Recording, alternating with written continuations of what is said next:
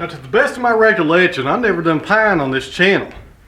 I'm not sawing any pine in probably 2 or 3 years maybe. I don't like sawing it. It's not one of my favorite woods to saw. But whenever you do saw pine, you got to put some pine soil, or generic brand, which is what I have today, in your lube to keep that pitch off your blade. If you don't do that, water alone does not do a good enough job at keeping the pitch off. What I'm talking about is when you go to Home Depot or Lowe's, you pick up a 2x4, and there's a little sticky area. Usually it's around a knot, and it's called a pitch pocket.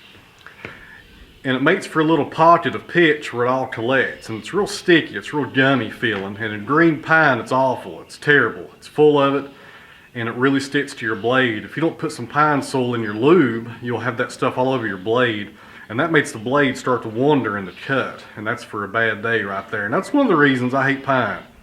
It's just not something I enjoy sawing. What I'm doing here today is I'm sawing up some stickers out of some 2x10s. Now these 2x10s are kiln dried, so they are going to have a lot less sap in them than a green log would have, but it's still in there. I can feel it in the knots and in different areas of the wood. You can feel that pitch come out when you saw into it. So you want to make sure you take the same precautions when sawing kiln dried pine as you do green pine. Because Lord knows the kiln dried pine at Lowe's is not going to be really kiln dried properly like I do here. It's probably going to be 14 or 20% probably if you're lucky. That's why the stuff's so heavy at the store.